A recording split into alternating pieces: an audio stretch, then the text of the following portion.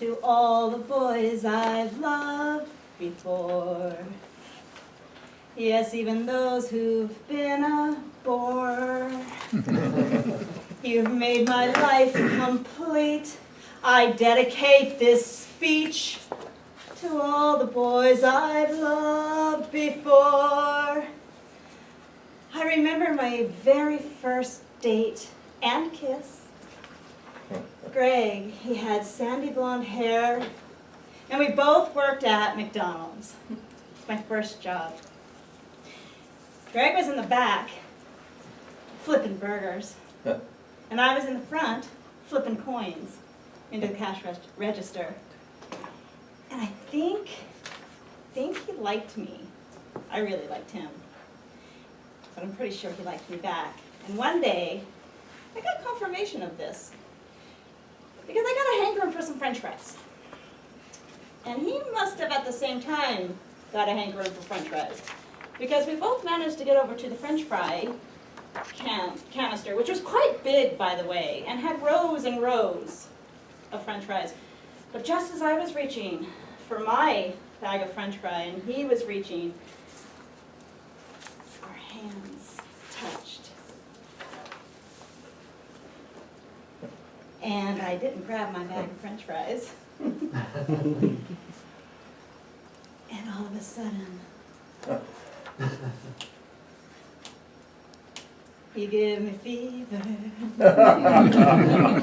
when you touch me, fever when you grab my fries. So he asked me out on a date and I said yes. Now we were both too young to drive. So the plan was, his mom was going to come and drop him off at my house, and I was going to then go out with him, and we would walk up the hill to the Round Table Pizza. This is in Pacific Grove. And I'm upstairs. It's actually my grandmother's house, but I considered it mine. I've always considered it mine. We all did. And I'm upstairs getting ready for this date, and I'm so excited. And I'm looking out the front window that leads out to the street, and there's nothing. And I go in, and I've got my Guess jeans on, and I'm ready to go, and I hear a car. And I run up to the front, and I peek out the window. It's him. I'm 13. It's my first date. I'm so excited. It's him. He's right there. And his mom, I imagine, pulls away the car, pulls away, and he's standing there, and he looks up at the house. He doesn't see me. And then I quickly back out of the window because I don't want him to see me. Now, our upstairs, I don't know if you know anything about Victorian homes, but our upstairs is enclosed from the downstairs. So the stairway has a door. So I'm up at the front of this little Victorian, which is skinny, goes back. So I back pedal, come over to the top of the stairs, and creep my way down the stairs. And I put my head against the door, and I listen. And there's no knock. And I listen, and there's no knock. And I sit there on those stairs, waiting for the knock, and there's no knock. And I don't know how many minutes went by before I actually did start crying. And I don't know how long I waited before I finally decided, well, maybe I should open the stair door and go back in the living room and just admit defeat. My family's all down there waiting. None of them come up to me.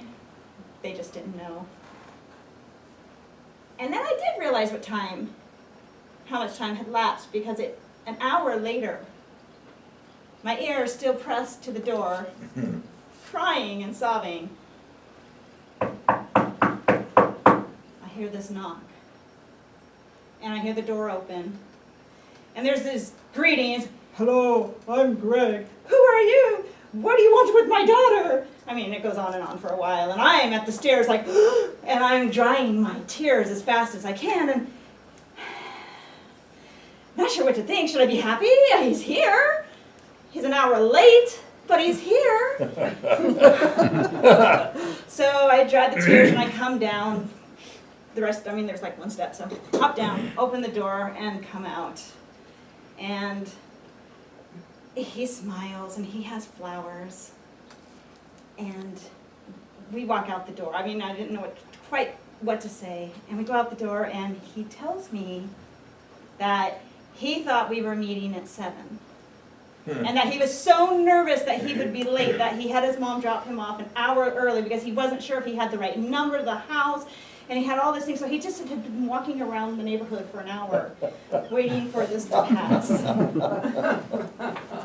And that was my first date, and it did end with a kiss, and our teeth bumped. It was really cute. We ate a whole pizza together. Well, our love affair ended very tragically. My boss found out I had lied about my age and fired me.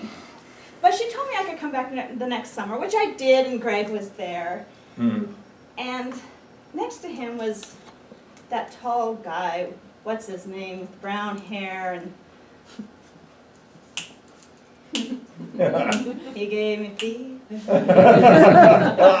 So that date didn't go quite as well. All he wanted to do was, make out underneath the bleachers, which was fine until I had to go home and explain the white or the green stains on my white jumpsuit. Yeah, but, and again, that didn't last. He wasn't all that great. He was okay, whatever. And then there was the cowboy. By this point, we were living in Kashawa, and this cowboy, oh my gosh, we both went to Alateen together, and I just thought he was the most wonderful thing. His dreams for a future that he had for himself, in spite of his upbringing and the things that he was having to deal with, I just loved him. But my parents made me quit going because they didn't think it was proper for me to go to Alateen meetings.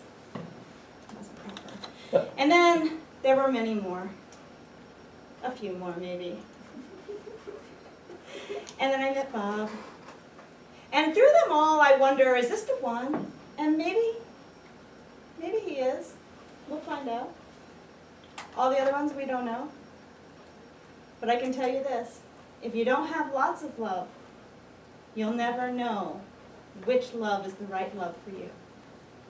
We'd like to thank Willie Nelson for his words and lyrics to this song. We'd like to thank Eddie Cooley and Otis Blackwell for Fever. And I'd like to say that no men have been harmed in the making of this speech. And the names of the innocents have not been changed because they're all innocent except the ones I didn't name. Thank you.